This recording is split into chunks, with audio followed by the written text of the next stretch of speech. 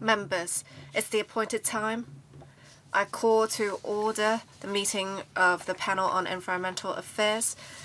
The first agenda item is briefing by the Secretary for Environment and Ecology on the Chief Executive's 2024 policy address. Let's invite the representatives of the administration to come inside the conference room. Attending the meeting today, I'll only talk about this briefly, Secretary for Environment and Ecology, Mr. Zhe Wen, Permanent Secretary for Environment and Ecology, Environment, Ms. Janice Xie. We also have Dr. Samuel Choi, Director of Environmental Protection, Mr. Patrick Lai, Acting Director of Agriculture, Fisheries and Conservation, Mr. Poon Kwok Ying, Director of Electrical and Mechanical Services, as well as Ms. Polly Kwok, Deputy Secretary, Mr. Alan Lowe, Deputy Secretary, and Mr. Wang Chunfai, Commissioner for Climate Change of the EEB. When you're ready, Secretary, please give your presentation. Thank you, Chair. Good afternoon, members. The resolution of the third plenary session of the 20th CPC Central Committee announced, building a beautiful China, we will ramp up the green transition in all areas of economic and social development and improve the environmental governance system. This is also the overall direction of the environmental protection policy measures of the EEB Environment Branch. On building a beautiful Hong Kong, the Robin's Nest Country Park and the NLMP Northland Tau Marine Park was and will be officially established in March and November this year, respectively. We are also taking forward the establishment of the Sanpo-Chu Wetland Conservation Park, the size of which is more than 5 times that of Hong Kong Wetland Park. We will progressively add value to country parks. The viewing platform overlooking Po Pin Chau in Sai Kung East Country Park and the Lima Hang Lead Mine Cave Revitalization project in Robin's Nest Country Park are expected to be completed by end 2024.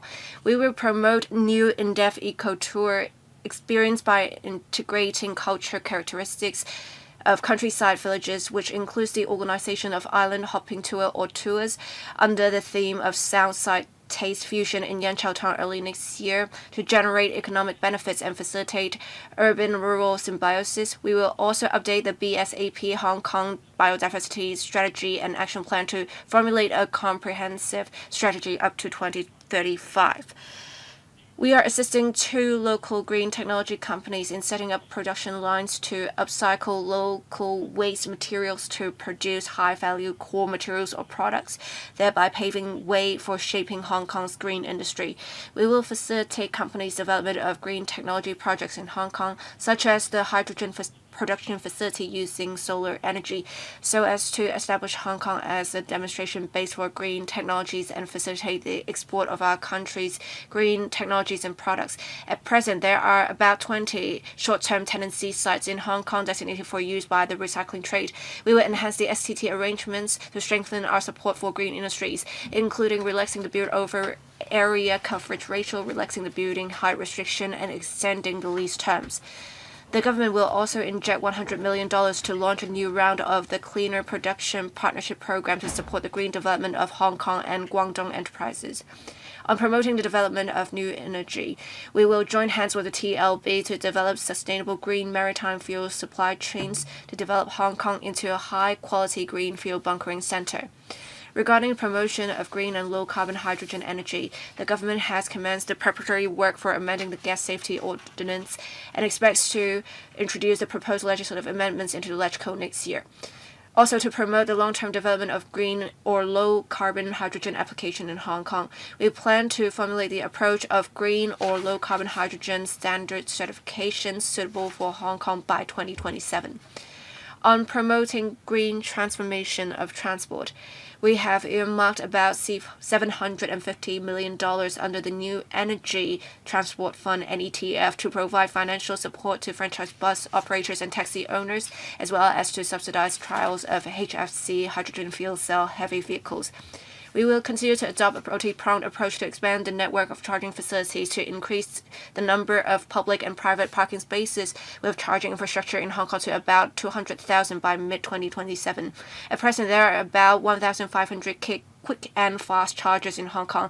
A new $300 million scheme will be rolled out to subsidize the installation of 3,000 fast chargers in the private sector, which will provide additional support for about 160,000 EVs. In addition, we will explore the use of the single-site multiple uses mode to develop FCS's fast charging stations to increase the usage and value of land. With the efforts of the current term government, the amount of waste disposed of in Hong Kong has decreased. Compared with 2022, we have seen for 10 odd years, the waste disposal amount has increased. There was a slight drop during the pandemic, and then it bounced back. But with the efforts of the current term government, we can see that compared with 2022, the amount of waste disposed of in 2023 decreased by 2.2%. Waste plastics in particular decreased by 10.5%. Overall food waste decreased by 3.4%, with household food waste decreased by 12.6%. Waste paper and metals decreased by 3.2% and 9.5% respectively. The per capita disposal decreased by 4.7%. The overall recycling rate increased from 32% in 2022 to 33% in 2023, representing an increase of over 55,000 tons. So these may be figures from a year ago, but since we have increased our efforts in recycling, we should see even better figures next year. Next, we will accelerate the expansion of the community recycling network by increasing the number of public recyclable collection points in the community to about 800 in the first quarter of next year, and setting up self-service recycling stores or smart recycling facilities in public housing estates. We will optimize the service hours of the green at community recycling facilities and review the tendering arrangements and requirements for green at community facilities to enhance the cost effectiveness of operations and improve services. The Waste Reduction and Recycling Charter launched in June this year has received about 850 applications covering about 670,000 households. On food waste recycling, we will double the number of smart food waste recycling bins or food waste recollection facilities in public housing estates and large private housing estates to about 1,600 next year, with a view to achieving 1 bin per block by 2026. We will subsidize the installation of food waste smart recycling bins in private residential buildings. We will also step up publicity and education. We will organize at least 400 promotional activities for schools next year. We are drafting legislative amendments for the PRS's producer responsibility schemes to establish a common legislative framework applicable to different products. The framework will be progressively applied to different products. It is expected that the drafting work can be completed in the first quarter of next year, and the bill will be introduced into LegCo as soon as possible. The first waste-to-energy facility, IPARK 1, which can handle 3,000 tons of municipal solid waste per day, is expected to come into operation next year. We are also making preparations for the construction of IPARK 2. In the interim, we would need to suitably extend the West New Territories WENT landfill and the Northeast New Territories NENT landfill to handle MSW before sufficient waste-to-energy facilities are available in Hong Kong. That's it from me. Thank you. All right, thank you, Secretary. Members who wish to speak, please press the Request to Speak button. I will read out the order in which members are going to speak. Mr. Frankie Yik, Mr. Chen Hucken, Dr. Lo Wai Kwok, Mr. Michael Tian, Ms. Chen Yutming, Mr. Chen Siu Hong, Deputy Chairman, Mr. Stephen Ho, Dr. Simon Lee, Ms. Elizabeth Kwok, Ms. Carmen Khan, and myself. All right, I'll assign a 4-minute time limit. Mr. Frankie Yik. Thank you. In paragraph 8 of the paper, it is said that you will facilitate companies' development of green technology projects in Hong Kong, such as the hydrogen production facility using solar energy. As you may remember, I told you there are many waste tires in Hong Kong and how we can handle them. And in the mainland, it is used to manufacture methanol and hydrogen. can we support the work of the mainland in this area so that we can manufacture some clean energy in Hong Kong as well? In paragraph 14, it is said that we are to develop sustainable green maritime fuel supply chains. We had a bill passed yesterday. I understand the Marine Department will soon promulgate a code of practice. However, if we need to develop the supply chain, we need a blueprint and a timeline. Many shipping companies want the government to tell them an exact time, for example, a month in 2025 or 2026, that they would have supply for fuels, and then they can make plans for routes. Plans for routes need to be made in advance. So if you tell them in advance, they can incorporate such into their plans, and we can have a sustainable development of the green maritime fuel supply chains. My third question is called by the industry. On paragraph 17, it is said that the government has earmarked around $750 million for green transformation of buses and taxis. But this is not enough for franchise buses that have registered. There are 5,892 buses, new energy vehicles, cost approximately $4.5 million today. Diesel buses, $3 million. So the difference is $1.5 million. If we have 5,892 buses, so the difference would be $8.8 billion. Bus operators would have to replace vehicles anyways. So how will they pay the $3 million? But what about the difference? Is it going to be paid by the government? If not, how are they going to support the services? Right now, there are 17,786 taxis. I understand that there will be subsidies provided to them, and for $50,000 per taxi, it would cost $900 million, and for mini buses, including that, it would be $11.7 billion. How can you make up for that difference?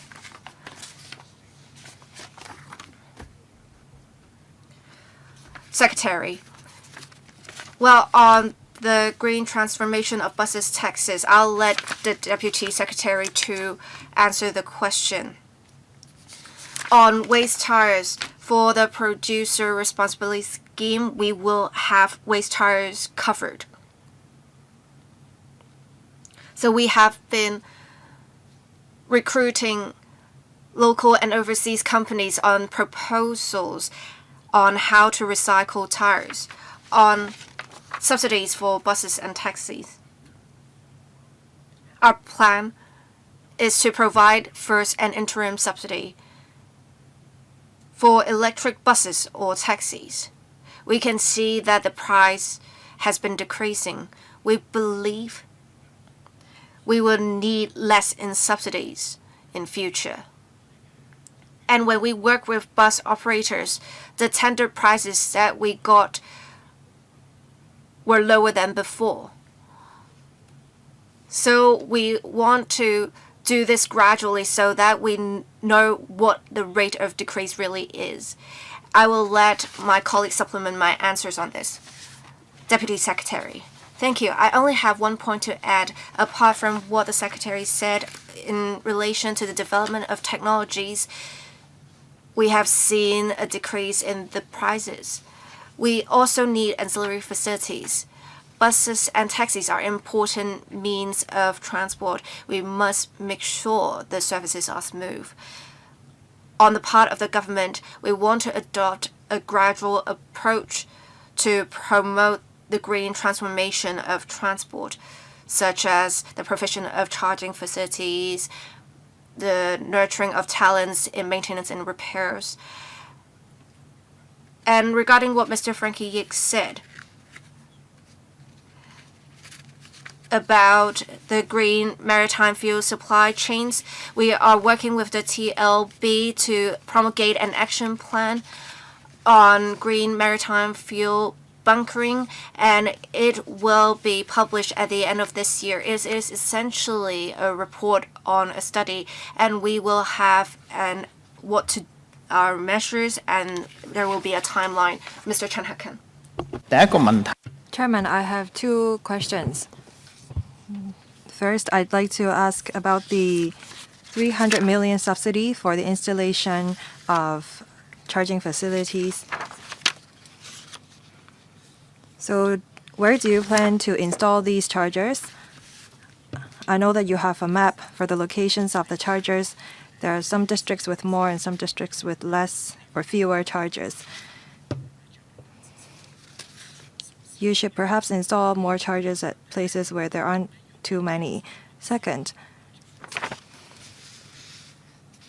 the scheme used to only subsidize private residential buildings, and there were three stakeholders involved: the owners, the property management company, and the company or contractor responsible for installing the chargers.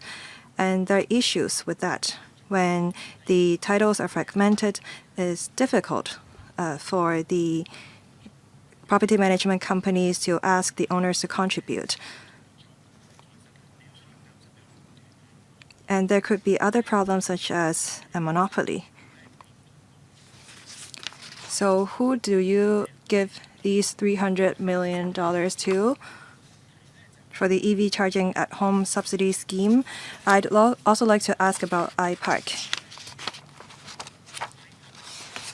The government said before that iPark can generate about 480 million kilowatts of electricity for some 40,000 households.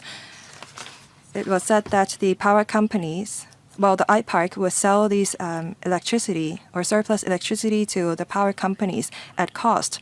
According to the T-Park example, energy was sold at 80 cents per kilowatt, but CLP is charging $1.4 per kilowatt. So the government is losing some 80% of the cost.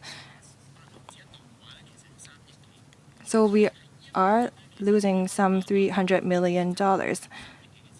You could say that CLP is earning a profit of $300 million because of the T-Park, or you could say that the government is losing out $300 million to the power company, that is CLP. Perhaps we should sell the electricity at a higher price, or that the T-Park could continue to sell electricity at $0.8 per kilowatt, or perhaps ask the power company to lower their price or electricity charges. Secretary. Well, I will ask the Deputy Secretary 1 to take the questions on the calculation of electricity charges. Now, regarding the scheme to subsidize the installation of fast chargers, we subsidized $300 million for the installation of quick and fast public chargers instead of private chargers. So the subsidies would be given to private enterprises to install public chargers. So the issues with the titles will not arise. We will be subsidizing installation of a total of 3,000 fast chargers, providing additional support for about 160,000 EVs. The market will decide on where these chargers will be located and installed, because with more chargers, there will be more visitors. But there's another concern, that is the electricity supply. So we've talked to CLP, and they would let us know which locations with sufficient electricity supply that we can install the fast chargers, because numbers is more important than location in terms of fast chargers. So we want to increase the number of fast chargers in the community as soon as possible.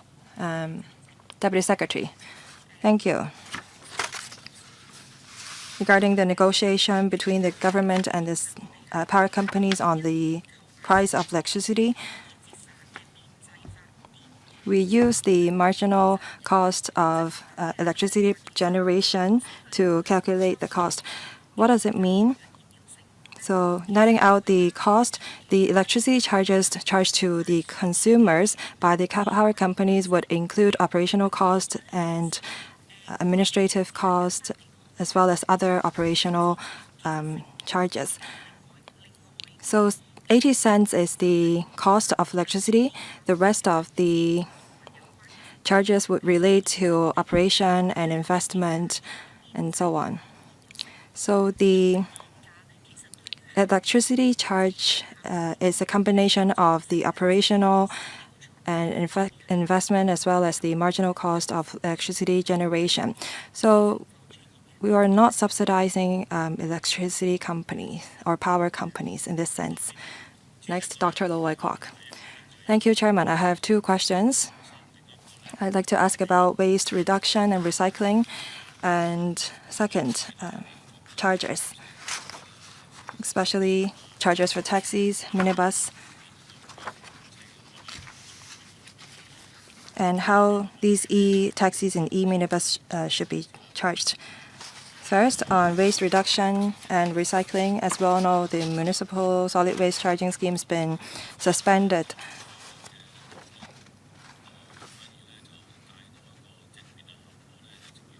But it seems that the scheme and its promotion has brought positive impact to the community because we have more recyclables received. And people learned that the household waste could be recycled. And the recycling awareness of the people has been enhanced, and a lot of people are taking their household waste to recycling facilities. When they're used to recycle, then they wouldn't be afraid of the municipal solid waste charging scheme, even if it's implemented in the future. With more green at community recycling spots, how can we further enhance the convenience of the recycling stores and spots? In other countries, they have a waste charging scheme, and they also have a lot of recycling facilities that are near people's homes. Will we achieve this one day? I'd like to also ask about the chargers. I've talked to the minibus and taxi trade. They're willing to invest in EVs. But say, for example, minibus, their stops are located at the roadside. And the government said that because the stops are located on a pavement, so it's difficult to install a chargers there. Especially when the speed of the charger has become faster.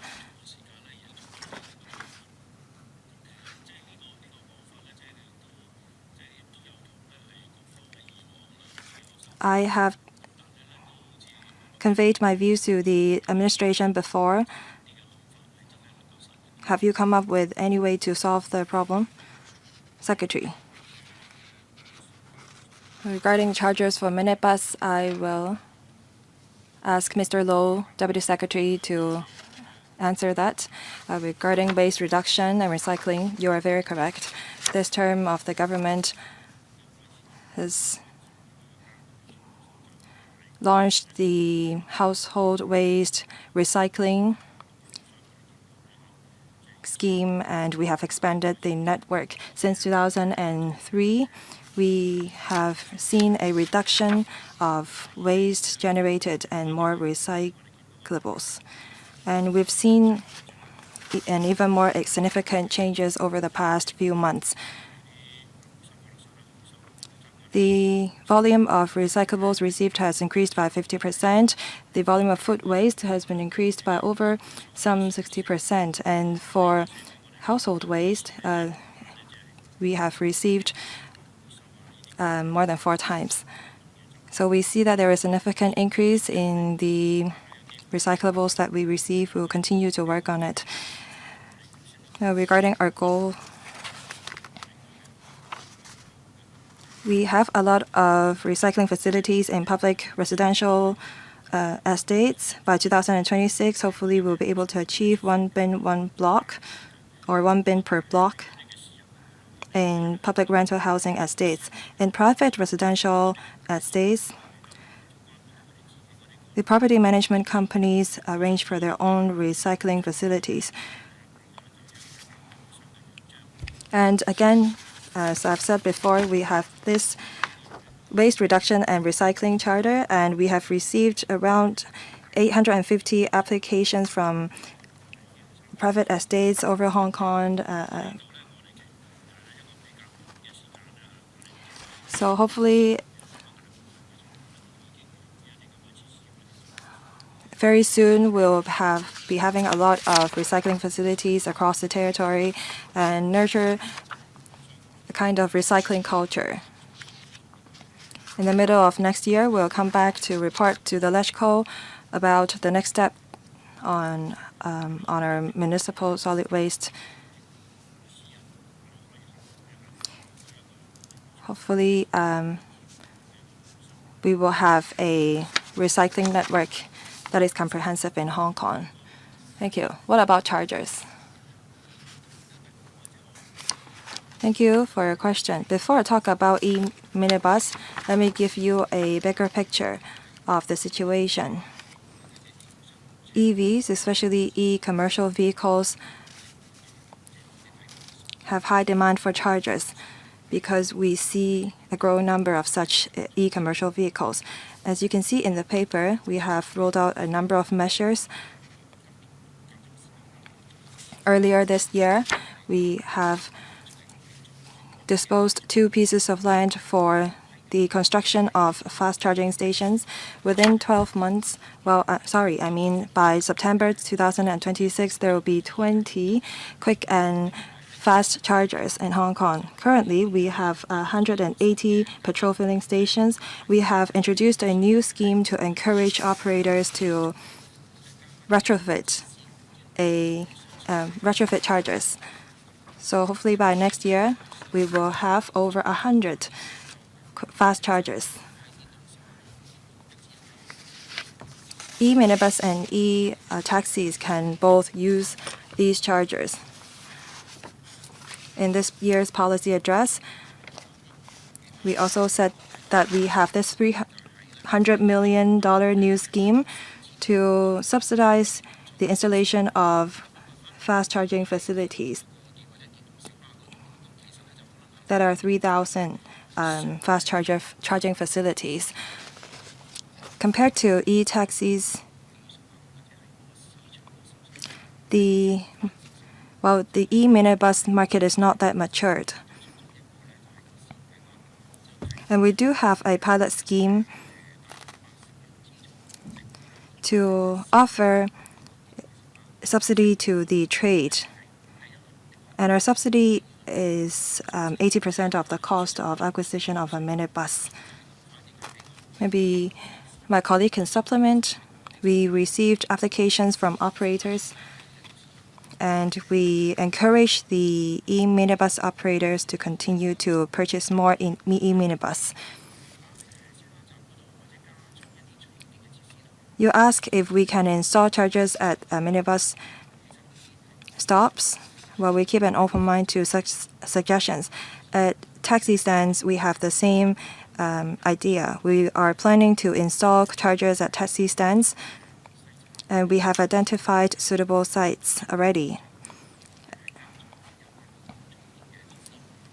We're looking into it. As for minibus, that will be our next step. Next, Mr. Michael Tian.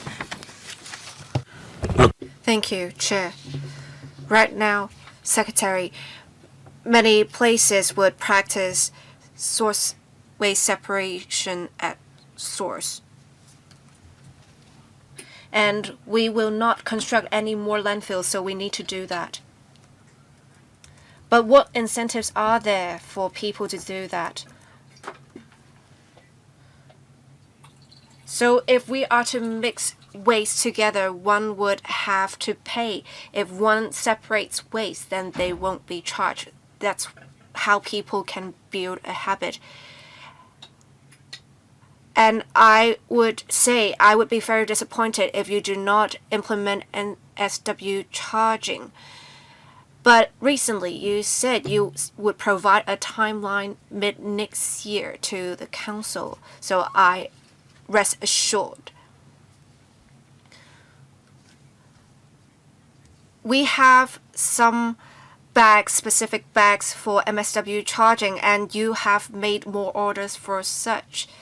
But then with the different types, it can be confusing, and you say you're no longer going to do that. I appreciate that. And with the raw materials, you said some producers are not conforming with such, and you said since you are halting the scheme, you have stopped following up on that.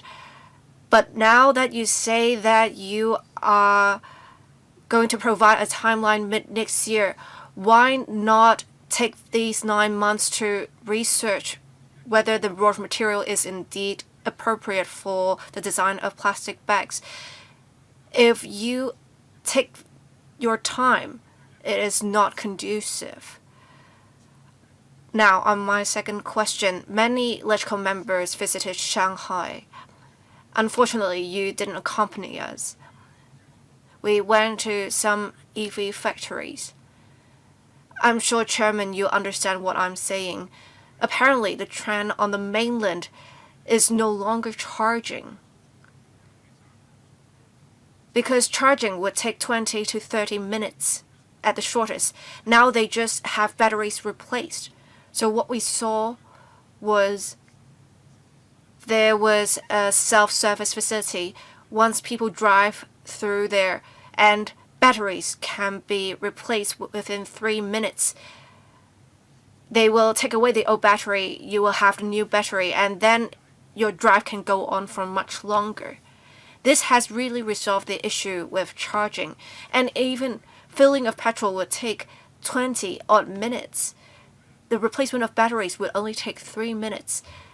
So I asked them what kind of preparatory work they would need to prepare this, and how many vehicles they would need to sell in order to make one of these stations. They said they will only need to sell 200 vehicles to construct such a station.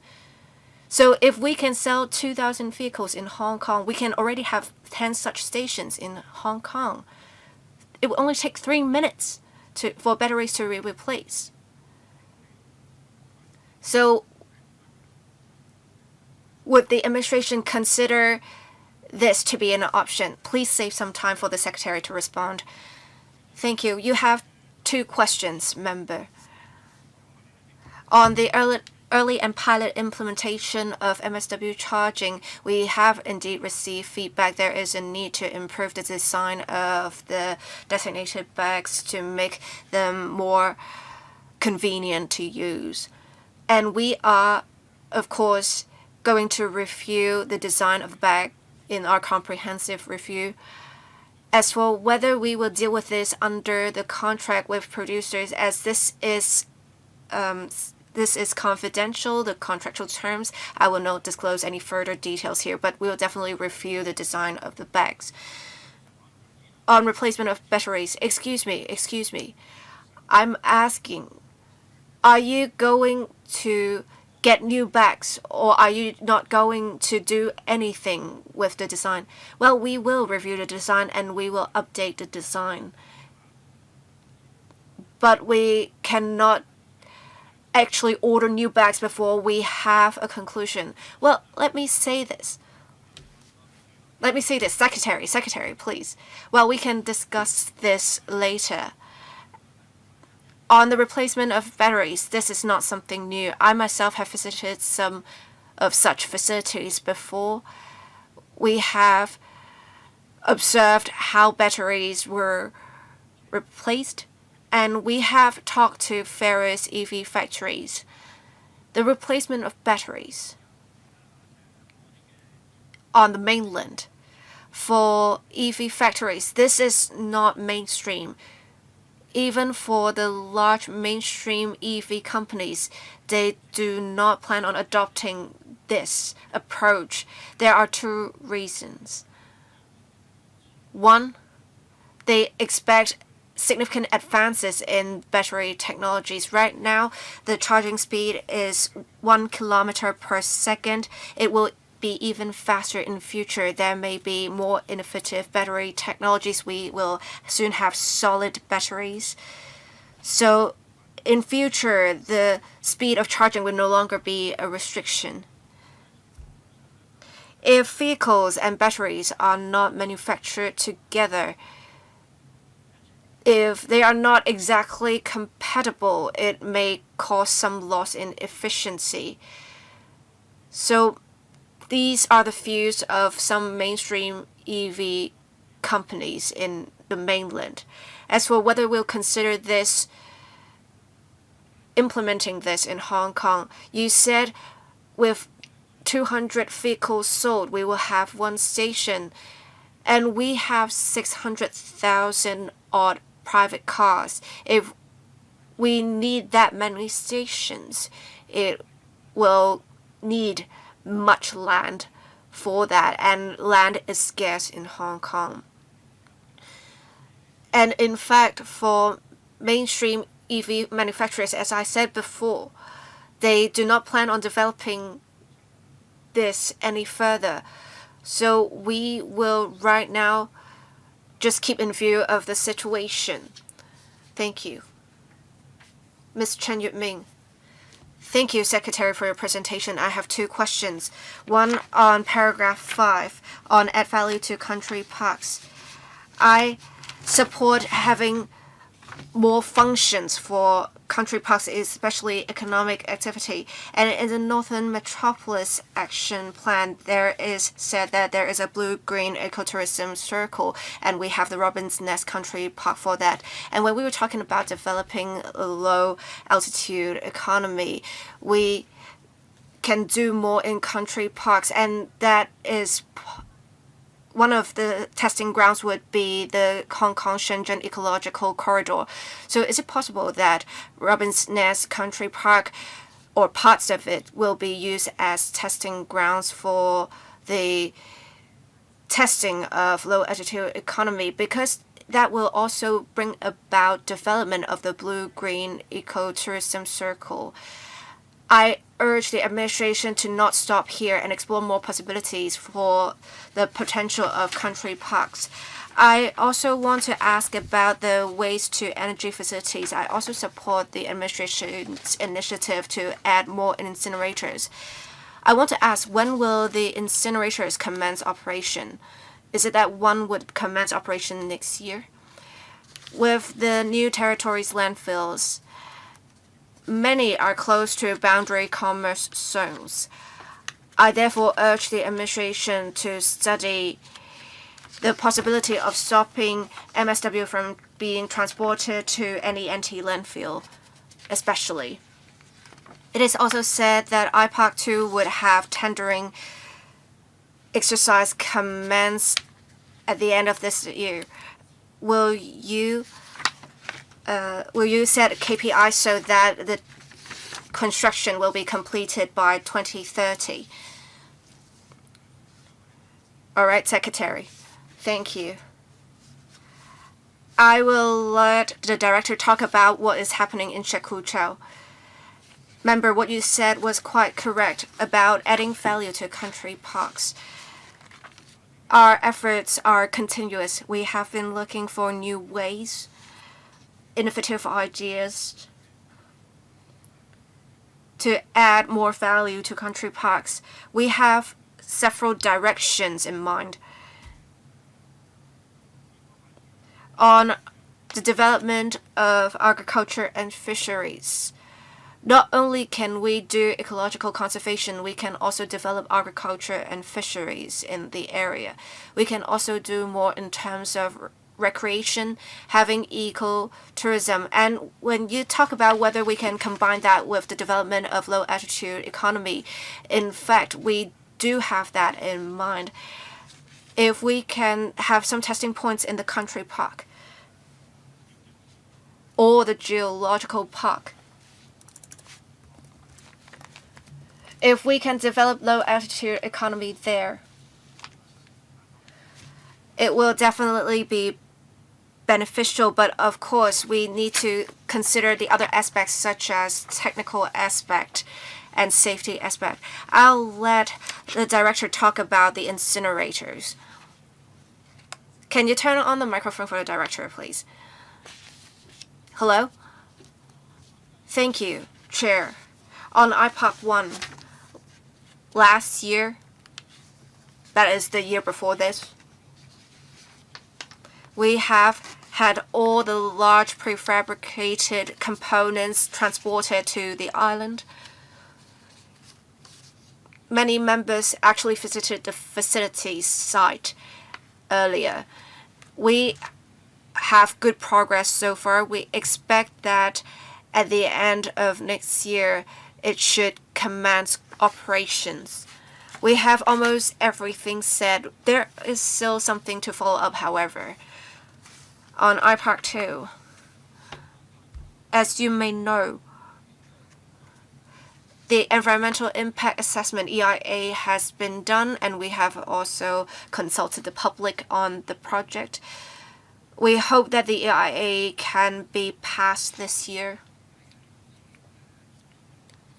and we will start tendering. We have been working with different mainland authorities and organizations to find out the newest ways of construction. We have learned a lot. We have accumulated invaluable experience. With the newer methods, the construction period can be compressed. And before we were thinking the facility can handle 4,000 tons. Now we can have the facility handle 6,000 tons. And I believe the timeline can be compressed to 4.5 years at most. But this does not take into account the fact that there may be the rainy season or the typhoon season. We, of course, want to complete the facility as soon as possible, preferably before 2030, so that we can achieve our goal of having zero waste to landfill. Thank you. Mr. Chen Su-hong. Thank you.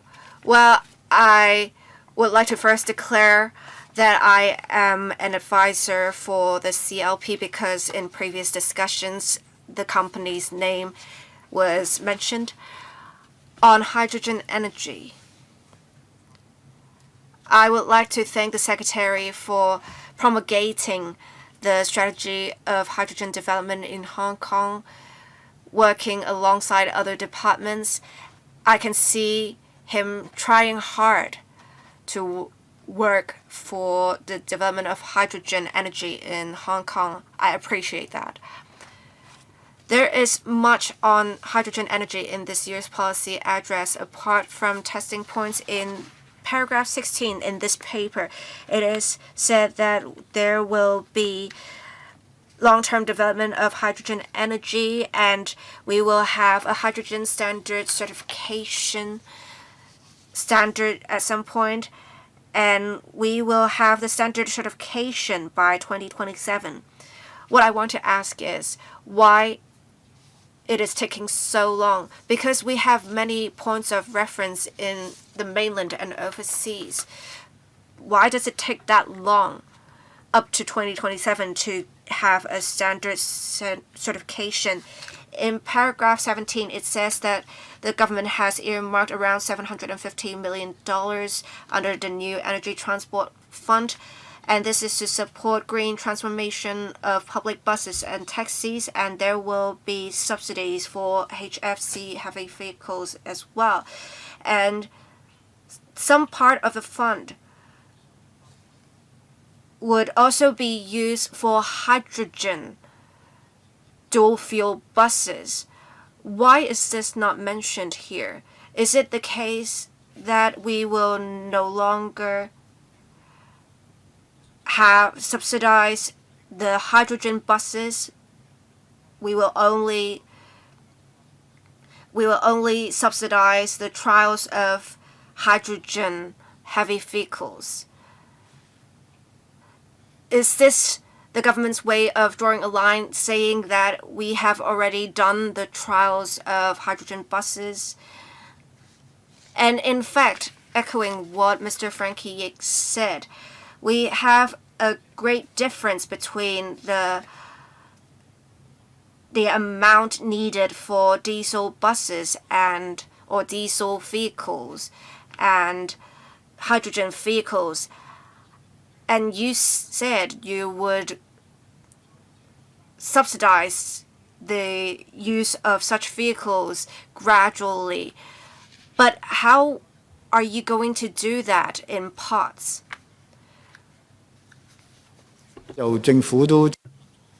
Another question. I'm glad that the government has taken on board my suggestion, that is hydrogen to solar energy production.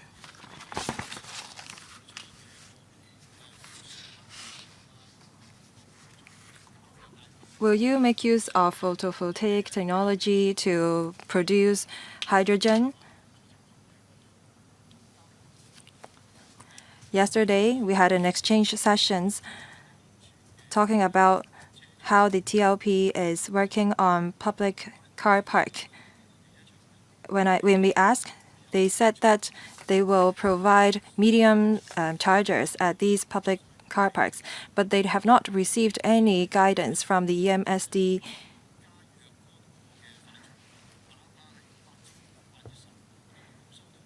on the installation of medium or quick chargers, or fast chargers.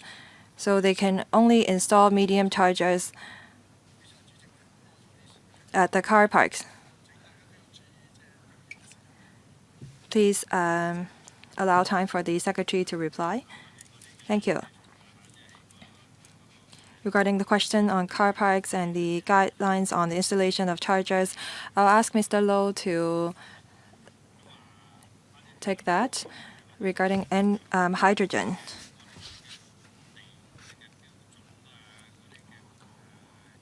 the local standards and guidelines that we propose will be submitted to the LESCO by 2026.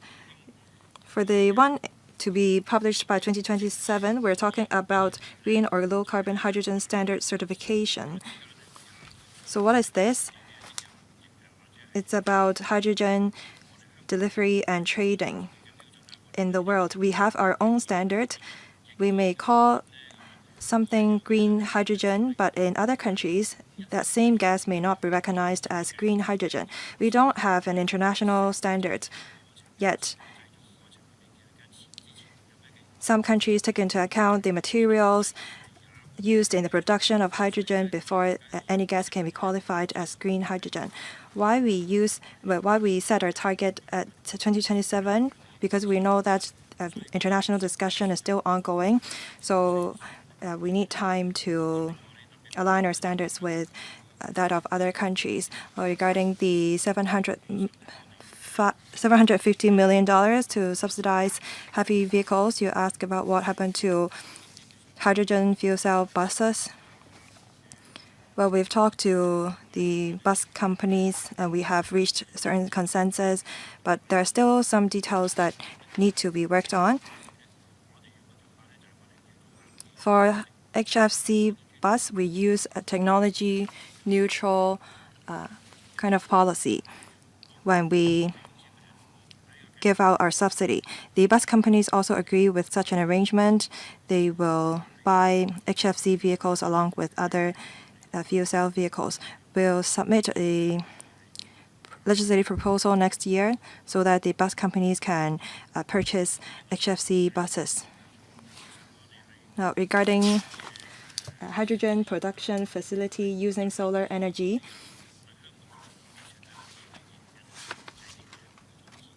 We are planning to build a large-scale facility, but that's still under discussion. When we have more details, we will brief the community and the members on that.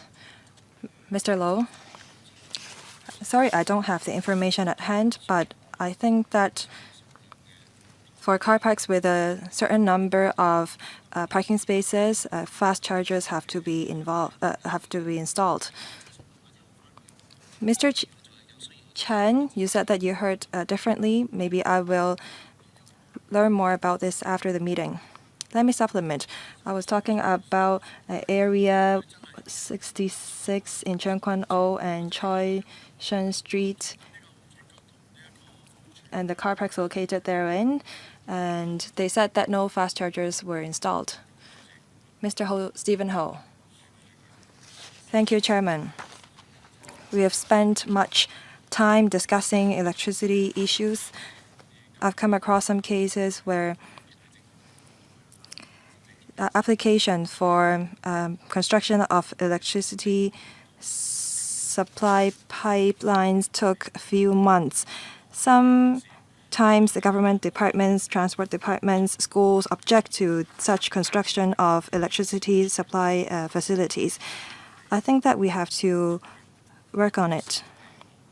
Even when the mainland have charges that is as fast as 1 km per 1 second, we will not be able to catch up. Second, I would like to talk about water resources. I may be wrong. Secretary, regarding desalination technology, well, it's been advancing and we have a desalination plant in Chengquan O. For government buildings and new buildings, they often build their own desalination plant internally. There is one in Changchun.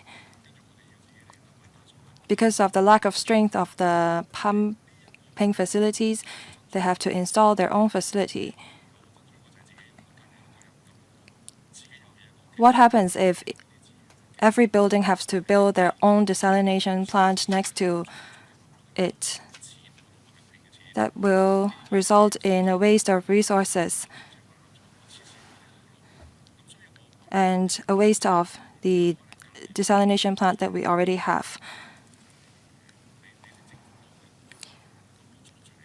I hope that other government departments will not affect your work. I'd like to thank the AFCD because now we have a theme of sound, sight, taste, fusion, island hopping tour.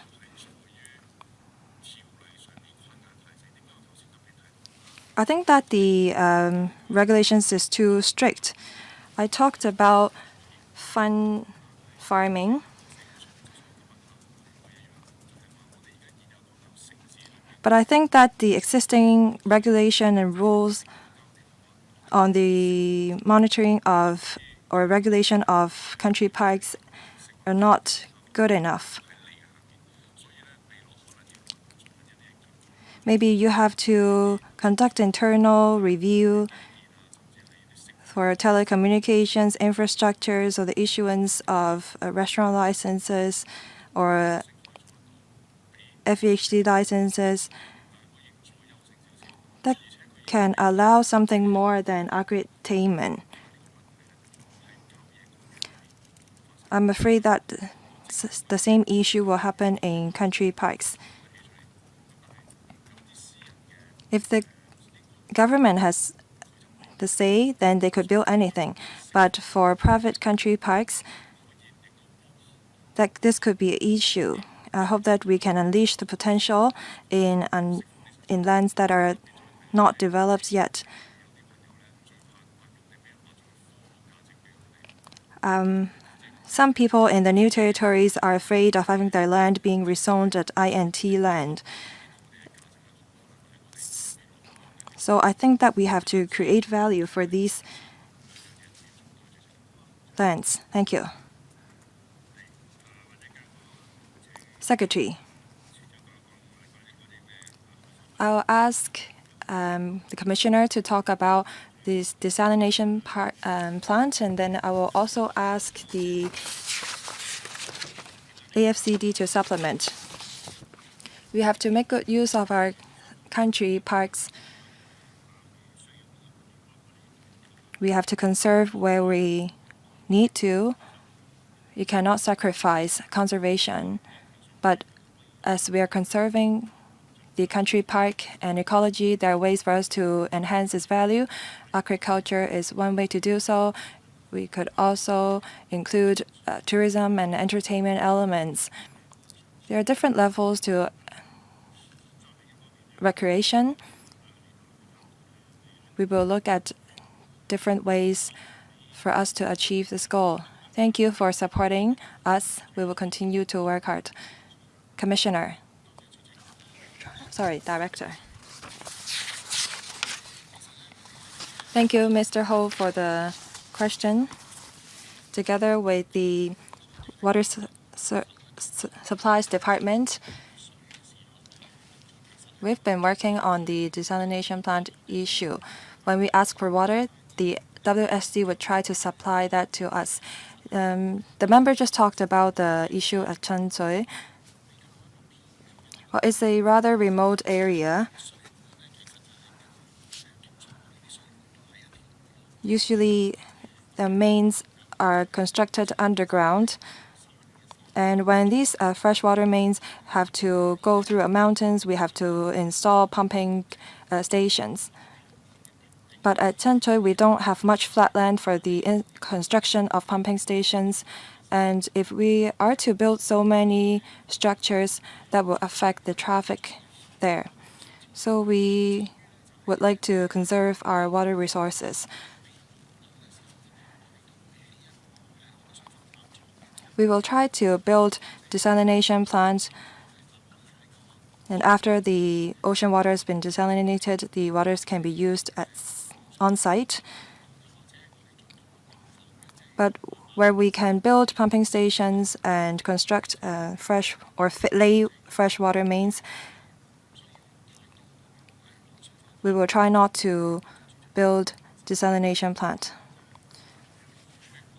Sorry, can I follow up on my question? I'm afraid that they have misunderstood my question. I know why the buildings at Cheonsui have to build desalination plant. But some buildings have connection of mains, and they still build desalination plant. Maybe you can find some other time to discuss with the director about this. Next, Dr. Lee. Dr. Simon Lee. Thank you. I'd like to ask about the $750 million on the New Energy Transport Fund. I think that won't be sufficient. Let me give you some figures for reference. The UK manufactured bus import price is about $4 million. For a mainland designed bus is $3.6 million. For mainland taxis is some $330,000 in terms of import price. So on top of this $750 million, will you inject more funding into the New Energy Transport Fund? Well, the fund will cover the introduction of hydrogen fuel cell vehicles and also electric vehicles.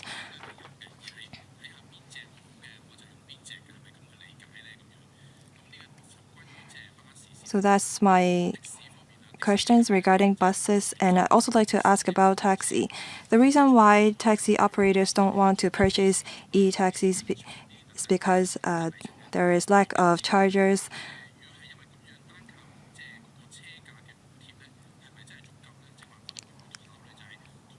Is the subsidy enough an incentive to encourage operators to purchase e-taxis?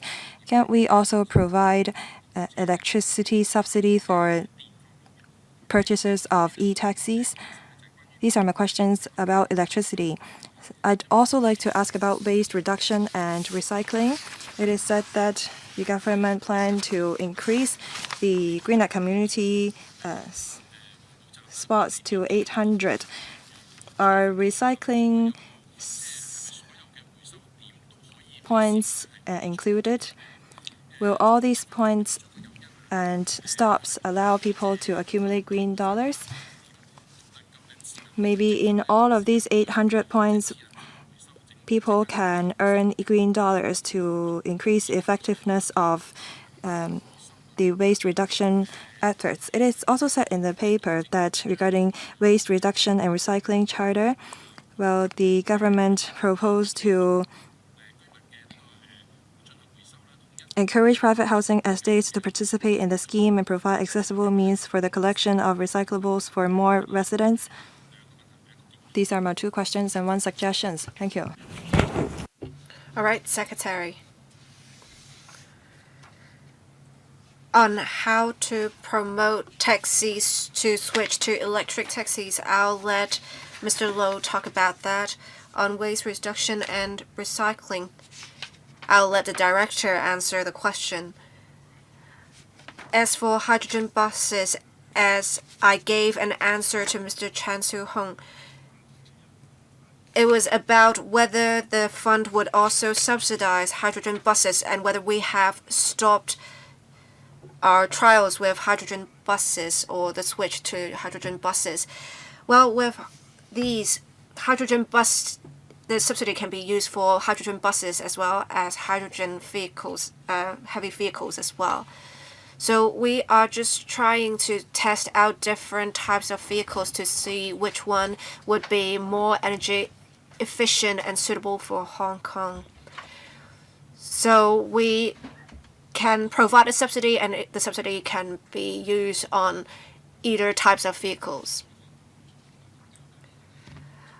All right, Deputy Secretary. For the 750 million new energy transport fund, it would really depend on developments in the market, whether it's heavy vehicles or small and medium-sized vehicles.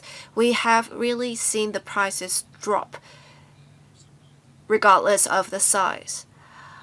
We don't have a concrete plan as to what is to be done in future because the developments are so rapid. We wish to keep an open mind. As I answered other members, we need to make sure there are adequate charging facilities to support electric commercial vehicles. So we have this new $300 million scheme. The details are still being fleshed out. But I can say this, we have an idea here.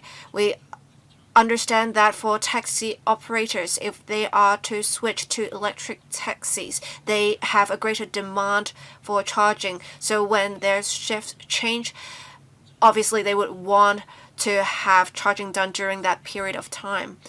So we are thinking if it is possible for our $300 million scheme to accord priority charging for taxis. We have made reference to the conversion of petrol filling stations or retrofitting of petrol filling stations with EV charging facilities. So that is what we have in mind. Yes, Director, something to add. Oh, there was a question that has yet to be answered. On public recyclable collection points, right now we already have 500 of those. We have some bigger recycling stores, and that these would provide education information as well. We also have 77 smaller stores close to residential estates. We have another 300 odd mobile collection points. All of these would facilitate citizens recycling, and they would allow citizens to accumulate green dollars when recycling at these locations. We want to increase the collection points from about 500 to 800 early next year. All of these additional points will also allow people to accumulate green dollars, and we will also see where we can put more smart recycling bins. Thank you. Ms. Elizabeth Court. Thank you.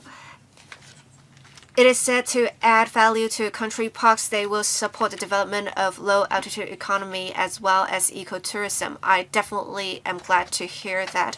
In the mainland, many of such projects are government led, and then they would select the right locations for such projects for takeoff and landing points, and then they would invite companies to operate the flights and test the flights.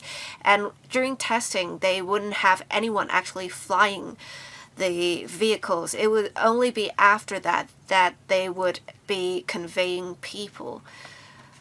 I want to ask if the administration is going to lead the initiative in this, or are you going to leave it to the industry to see which points are appropriate, and then they can discuss with you what to do? I think on the mainland, the approach that they're taking is making things much faster. So if you can take a lead here in Hong Kong, it would be beneficial. On the 750 million new energy transport fund, there are some taxi associations that have relayed to me that they are waiting for a final decision from the government before they actually make the call to buy more taxis. So can you give more concrete information on how much subsidies you would actually provide? And also they are concerned about the charging facilities available. There were some operators of charging venues that have been discussing with the government that they face difficulties while there have been some developments, and they have been paying rents in millions because they have yet to resolve some issues. It is also found that the government would charge them many fees, administrative fees. For example, for 10,000 square feet, it would cost $1 million, and the charging posts that will also cost them, or a monthly charge for quick charging. It is 7 times more expensive than medium speed charging facilities. So it seems that you're discouraging them from putting in some quick charging posts. The secretary also mentioned there would be a $300 million scheme to accelerate the process. But for existing operators, if we are to accord priority to taxis for charging, if they are already doing this, can they still apply for the subsidy? Can you relax restrictions in the sense that you will stop charging them all these additional items? Because you're already subsidizing them, some would go back to paying them. It doesn't make sense. Thank you, Secretary. Well, I think we all know that the government has been trying hard to promote the development of low altitude economy. The financial secretary is leading an interdepartmental working group for this. And we are a part of this group. Let me say this. From the perspective of the EEB, we will proactively promote the development of low altitude economy, but there are many concerns: technical support, safety, as well as legislation, as well as market interest. But of course, we'll try our best to take forward the initiative. For charging facilities, you said there are many restrictions imposed by the government. I will definitely try to glean more information from my colleagues, because we are indeed trying to encourage operators to install more fast charging facilities. If we can help with this, that would be beneficial. Chair, I have another question. For existing operators, can they also apply for subsidies? No, we are only going to subsidize new operators. But for the operators that have already been operating for 1 to 2 years that have yet to actually start their operations, well, I think it would be on a case-by-case basis. Perhaps the secretary can look into it first. Thank you.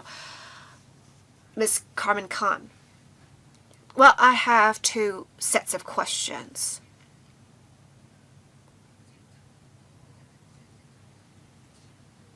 They may not be mentioned in the paper or the policy address in particular, but they are related to green development. For the development of the Northern Metropolis, the policy address talked extensively about this. And when we're talking about a 30,000 hectare development, I want to ask how the EEB's initiatives would tie in with the development of the Northern Metropolis in the sense that we will provide adequate power supply. In March of this year, I actually have a written question raised. The EEB said they may purchase zero carbon fuel from the mainland or other forms of renewable energy. They may also explore the possibility of working with other partners on zero carbon projects in Hong Kong. So I want to ask what the administration's strategy is in the Northern Metropolis. Have you been liaising with mainland authorities to make sure there is an adequate supply of clean energy? On 20th of October, there was a forum that the chief executive attended in Hong Kong, in the venue of Hong Kong. It is a financial forum, and the chief executive attended the closing ceremony. While it is a financial forum, it did talk about green development, and it is said by the chief executive that we should make contributions to the country's green transformation. And when we are talking about developing a carbon market in Hong Kong, it often only involves the officials of the financial matters in Hong Kong. So I want to ask, what role does the EEB play in this? With experts saying, they would often say that they would make use of legislation or they would impose carbon tax to reduce carbon emissions. What are we going to do in Hong Kong? We do not have a carbon tax. Will the EEB work with officials responsible for financial matters on this? When answering Mr. Chen Xiuhong's questions, it is said that green hydrogen standard certification is needed because it is slightly different from traditional hydrogen. So I want to know more about the administration's perspective on this. Thank you. Secretary, on the carbon market, it is not led by the EEB regarding the policy making. We have different regulators forming a work. Yes, it is a cross-agency approach, right? So yes, we are trying to work together to collect opinions to see how we can promote green finance. On standard making, I will ask the commissioner to talk more about this, about what we have done so far. On Northern Metropolis, in future, environmental protection is very important in this, and we have participated in the work in the development of the Northern Metropolis in this regard. Regarding our strategy, apart from developing INT, commercial and residential properties in the Northern Metropolis, a big part of the Northern Metropolis would involve environmental conservation. So we have Robin's Nest, we also have the Wetland Park. We are also working with Shenzhen to make an ecological corridor. During the process of developing Northern Metropolis, we will also ask developers to make sure there are environmental impact assessments and to conform to environmental legislation in Hong Kong so as not to compromise ecological conservation in the Northern Metropolis. We will want to have low carbon or zero carbon lifestyle in future. When we engage consultants to give us opinion, we will definitely make sure their recommendations would help us in this regard.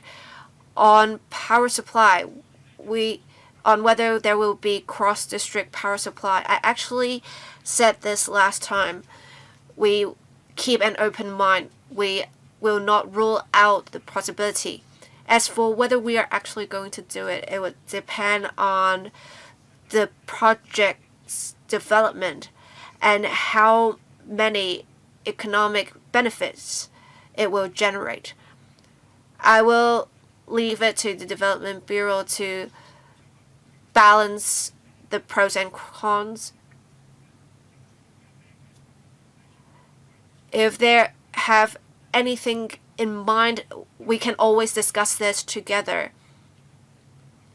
But it's not about doing it for the sake of doing it.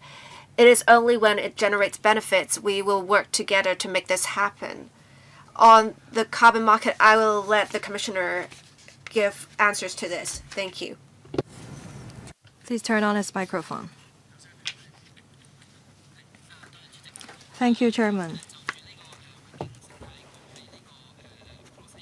Regarding the cross-agency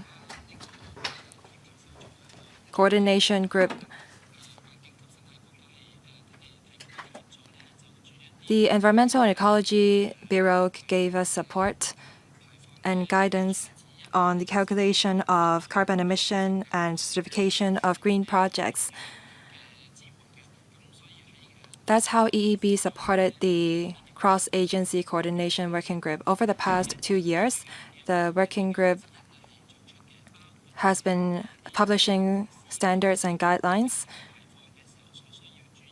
We set out the guidelines companies have to abide by, and also there are standards on green certification on financial products. Now it's my turn. For the next round, we have Mr. Chan Xiu-hong, Deputy Chairman. I'd like to thank the Environment and Ecology Bureau for their effort. The SAR government has achieved results in green transformation.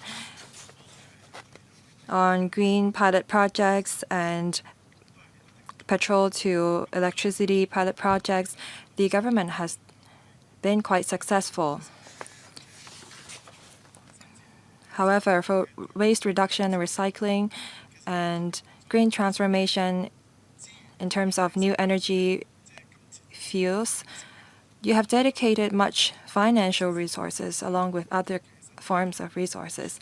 In this year's policy address, I see that you have a number of subsidy schemes, including the $750 million of New Energy Transport Fund and the $300 million scheme to subsidize the installation of 3,000 fast chargers.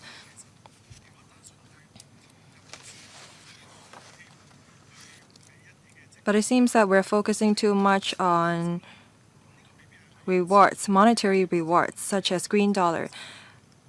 This is not sustainable. We must develop green industries.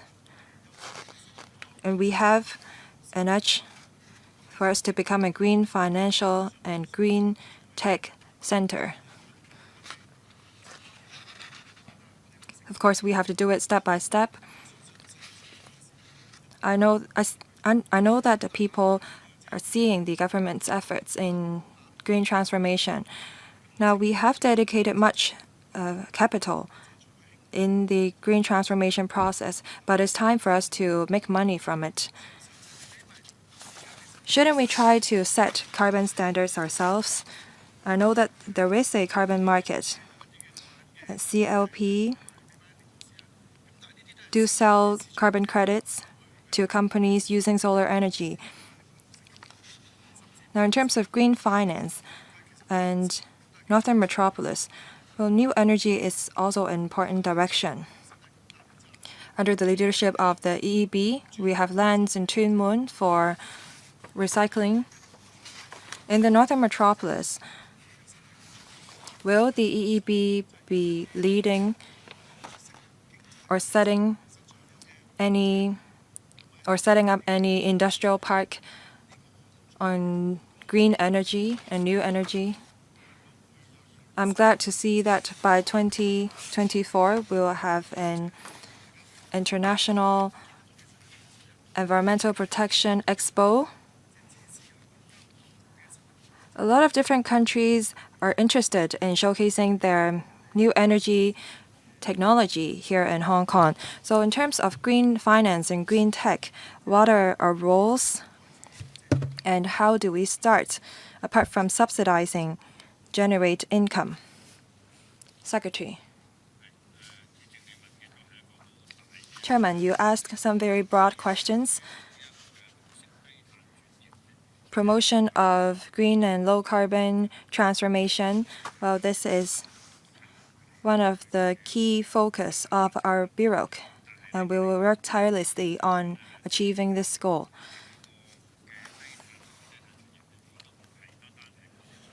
But EEB cannot do this alone, nor can the government do it by ourselves. Enterprises in the community, financial institutions, as well as the whole community will have to take part in it. Are they ready in green and low carbon transformation? That's very important. Now, because of limited time, it's difficult for me to give you too much details. Let me talk about my own direction and philosophy about the entire topic. So basically, we promote green and low carbon transformation in 3 directions. First of all, in the community, we try to build a new green culture. This is very important because, say, when we were promoting the MSW charging scheme, we noticed that because of the prevailing culture, we suspended the scheme.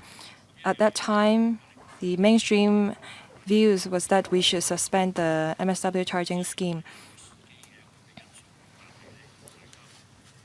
We have to find the right time to implement the scheme, and I think that we have to spend more effort in this area. So apart from publicity and education, we work on changing the habits of the people. Without a awareness of recycling and waste reduction, it's difficult for us to promote green transformation. Second, we have to help enterprises to transform as well.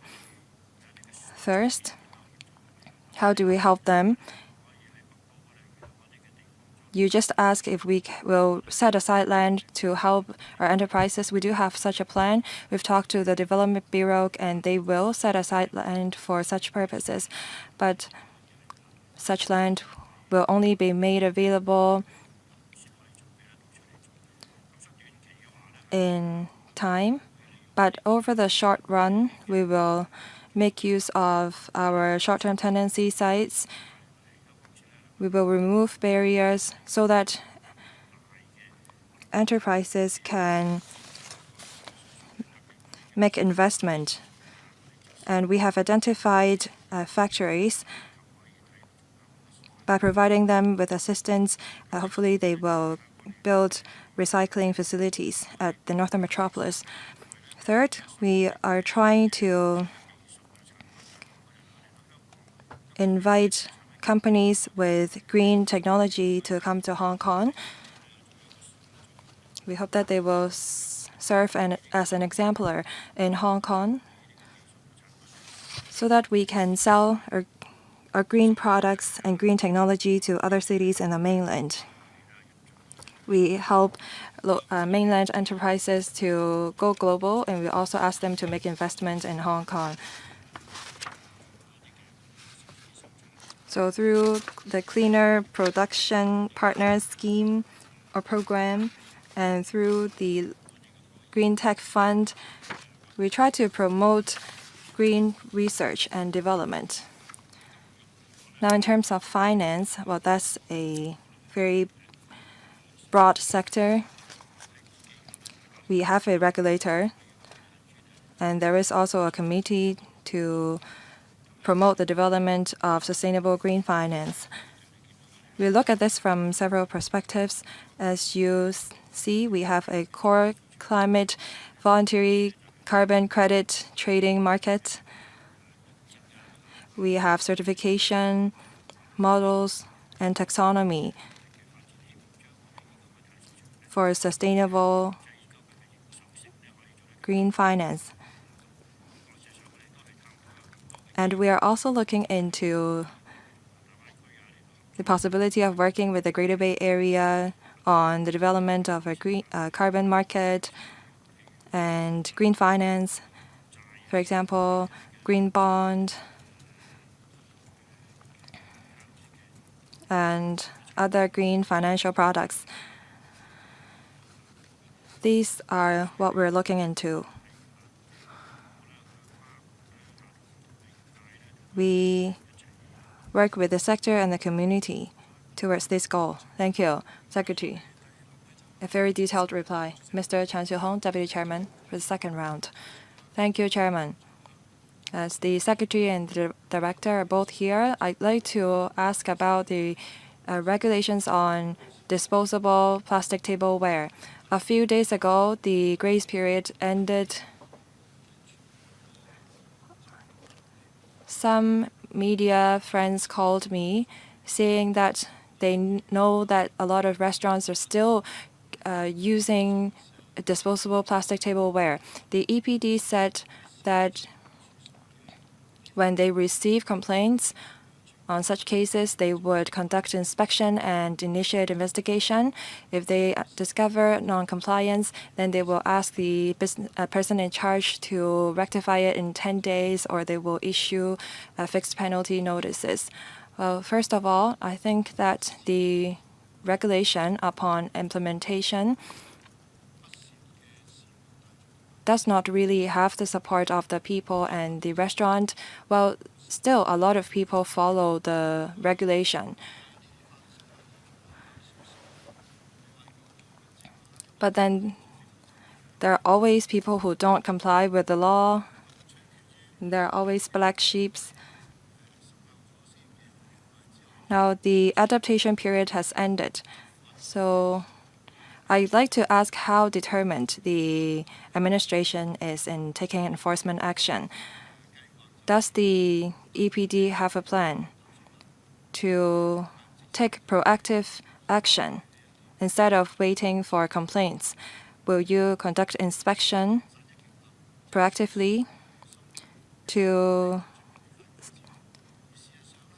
send the message that you're determined to take enforcement action? There are a lot of things that can replace disposable plastic tableware, and the prices of these replacements are very competitive.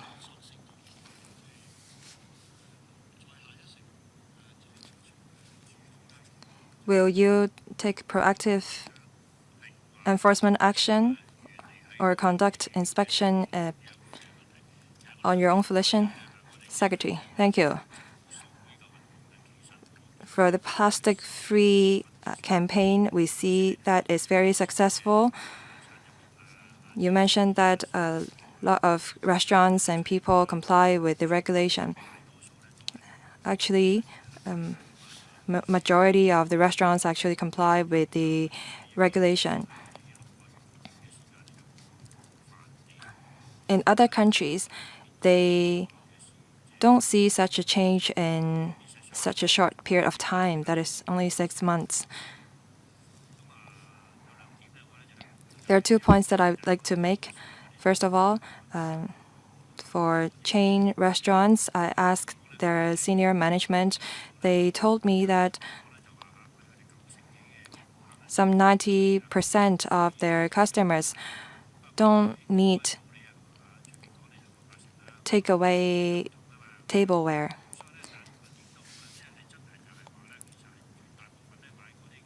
Most of the customers of chain restaurants don't need cutlery or disposable cutlery. Some 30% of restaurants don't even give their customers disposable cutlery, even if the customers are willing to pay. And these restaurants are not worried about their business dropping because they are not giving out disposable cutlery. A lot of people are bringing their own cutlery and tableware, and we see a cultural change in the community. There are still some minority who are not complying with the regulation, but I think that we have to focus on promotion and publicity and education, try to be encouraging instead of taking enforcement action. We want to have a good start, but we will take enforcement action still. We focus on publicity and education, but at the same time, we'll take enforcement action. But that will not be our focus. We will first now focus on suppliers selling disposable tableware or cutlery. Hopefully, we can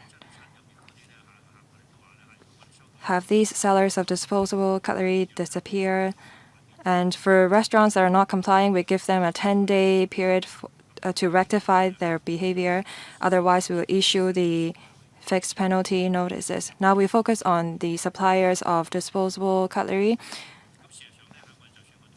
And when we receive complaint, we will inspect the restaurants. And there are some media reports saying that after operation of the regulation, some restaurants are still giving out disposable cutlery. Those restaurants said that they are giving out because their stock is not cleared up yet, and they will stop when their stock is cleared. With a change of culture, I think that we can go further. Deputy Chairman, any follow-up questions? Well, I do see the initiative being quite successful, so I look forward to what you can do in the future. Well, let me echo on the point of the Deputy Chairman. We will soon enter phase 2. Is there a timeline? When would be the right timing to do more? I do see the government saying that they want to wait until people are used to this. But I still want to know when we can go into phase 2. Can you give more information for reference of the public? We have achieved good results in the first phase. So what is going to happen in phase 2? Secretary. Well, we are having a second phase because, as we said earlier, when legislation is promulgated, we do see for certain products that may have alternatives, but at the time of legislation being made, we had yet to see enough alternatives, and we had to wait for the right timing. In future, we will need to see with technological developments whether there are suitable alternatives. They should be usable, but not too costly, of course. It has to be acceptable to stakeholders. And in fact, many large chains are already testing out different products for phase 2. And when time is right, they can switch to the alternatives very quickly. So we have been working with the trade on this. When we see that we have good alternatives that is acceptable to members of the public, we will go into phase 2. So I apologize for not giving the exact timing now because it would depend on the circumstances. If we do things too rashly, it would not be ideal. We have to wait until the public accepts it even further. Then we can implement measures, and that will be more effective. I think the Deputy Chairman and other members and I agree we shouldn't be rash. We should be pragmatic, having regard to the current economic situation and whether there are alternatives. So I urge the administration to be pragmatic and see what can be done in the future. Thank you. Ms. Elizabeth Court. Well, again, echoing on the points made by the Deputy Chairman and Chairman on going plastic free, the administration has done really well and we have achieved good results. Right now, I just want to see the administration encourage more members of the public to bring their own cutlery. And that would be an extra step to be taken. And we should also enhance the quality of cutlery provided right now. I don't think we need to rush things. We want to wait until people change their habits before we go into the next phase. Chairman, I want to say this for the food waste smart recycling bins. It can also be improved. There may still be problems such as odor and it gets full very quickly. But on the other side, I think it is good that we are hearing feedback from consumers, from citizens, because it means that they're actually using the bins. I can see that the government has been working hard on this. I want to know if the facilities, for the food waste collected by the facilities, can the government really process all of such food waste collected? Otherwise, if it is going to the landfill, still, there wouldn't be any point in doing this. So can you please assure the public that you can handle all the food waste that you have collected so far? On the issue of power supply, we are trying to develop new quality productive forces, INT, low altitude economy. We need much in computational power and power supply. On the development of electronic vehicles, we will also need power supply for that. The two power companies said that it wouldn't be a problem supplying the electricity, but the costs can get quite high. For an operator in charging facilities, they said that they would need to spend over 50% of their revenue on power fees. We will have supercomputing centers in future, and power costs can be prohibitive for them. In the long term, it will hurt our competitiveness. I understand that the Secretary has been working hard to liaise with mainland authorities on the provision of renewable energy from the mainland. Do you have any good news from us? And can we share power in future with the mainland? Is it possible? Thank you. Secretary.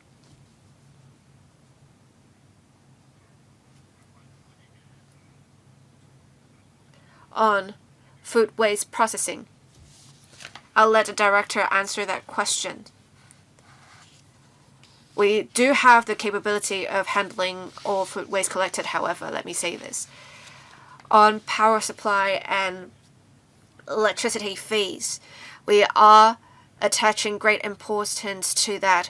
We want to make sure there is a stable provision of electricity, but of course, such electricity should be provided at affordable and competitive prices.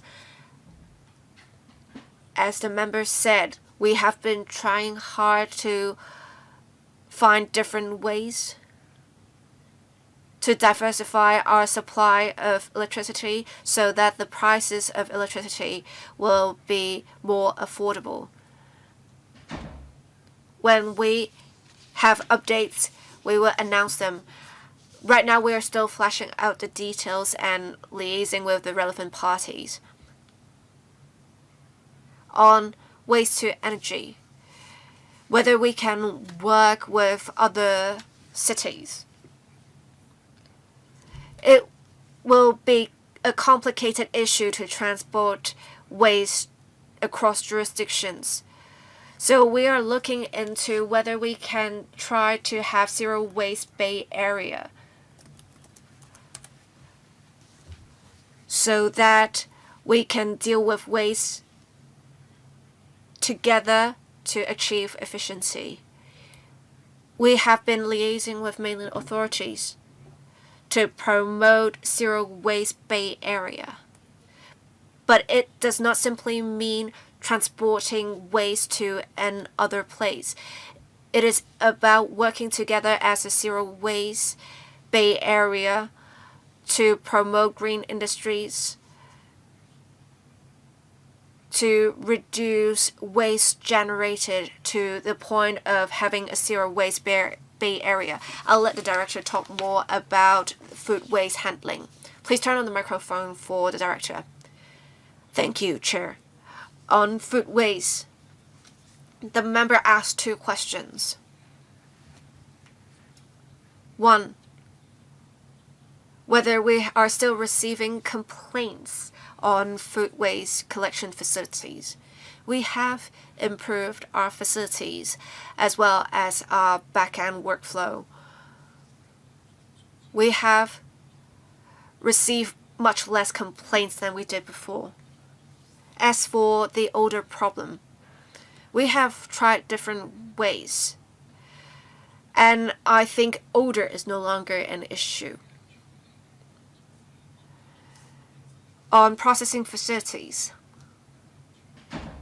we have 2 food waste processing facilities, and they can handle 500 tons of food waste.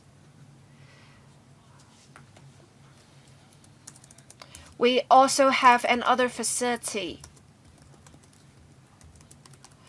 that practices anaerobic co-digestion, and that can handle 100 tons of food waste. So together we can handle 600 tons of food waste. We are taking baby steps here.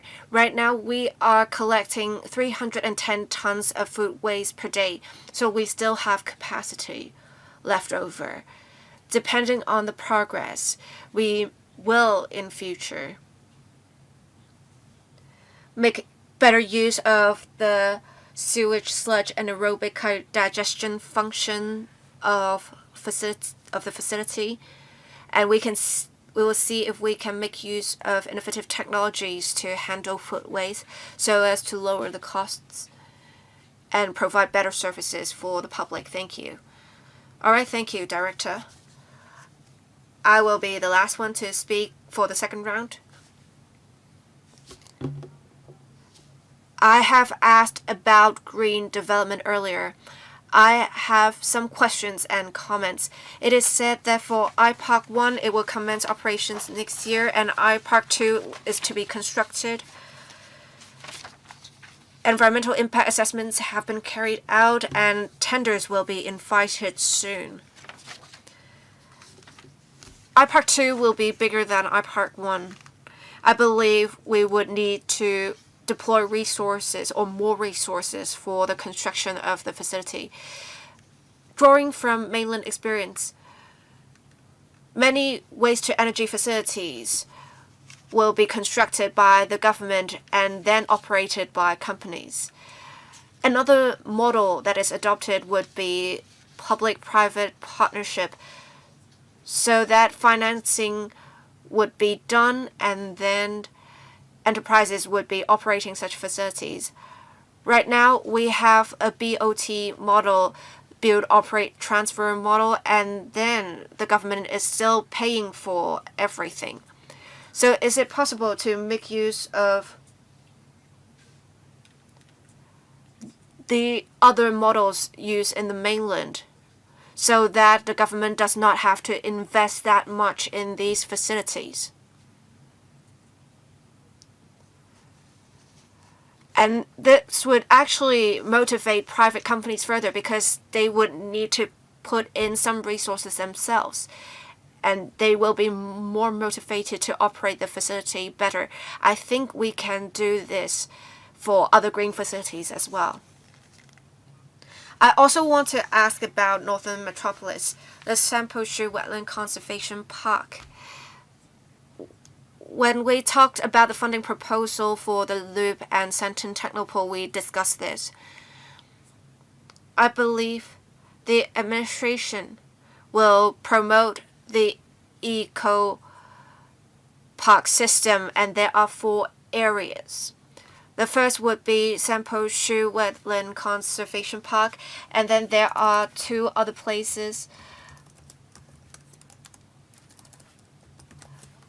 that can provide some other experiences, such as in Lam Sang Way and Ho Hok Way.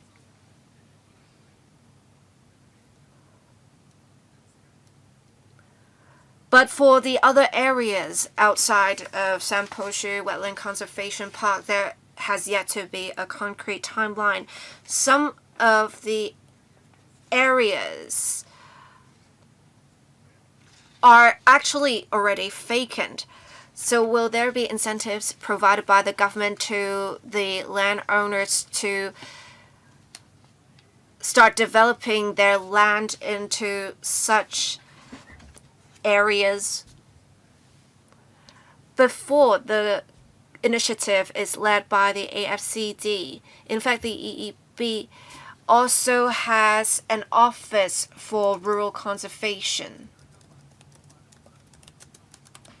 And they have been working well. So is it possible to have the office take the lead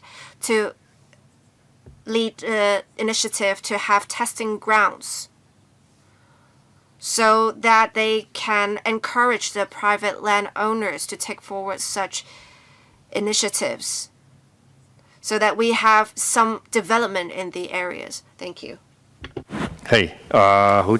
Secretary, thank you for your question. Regarding the development of waste-to-energy facility, can we consider PPP model, like what you just said? Well, we have considered it very seriously. As for iPark 2,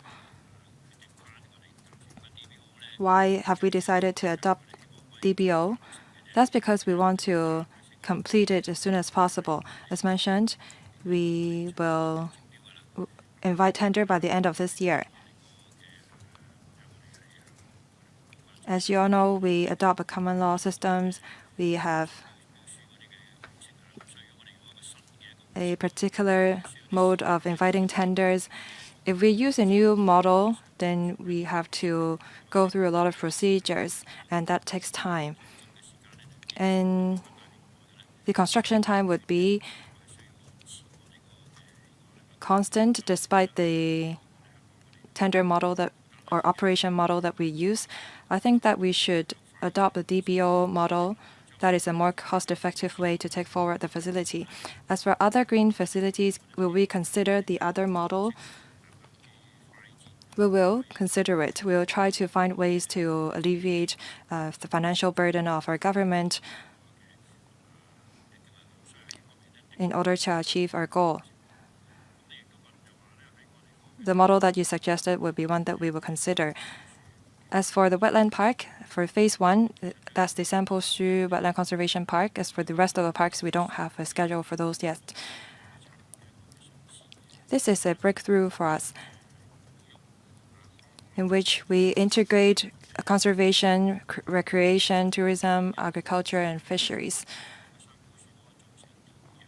We want to look at how the Sanpo-Shu Wetland Conservation Park turns out before we work on the rest of the wetland conservation parks.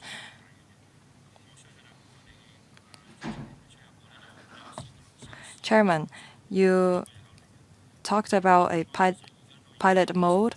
I think we can do that because we have wetlands there already. It would be best if we can attract private investment in the area. For land use that do not fulfill or meet our goals, we may allow such by relaxing restrictions. I will talk to the Countryside Conservation Office to see if there are good proposals in the community. Thank you. That concludes the policy briefing today. The administration has given us some very detailed replies. Item 2, any other business? There being no other business, the meeting is adjourned. Thank you.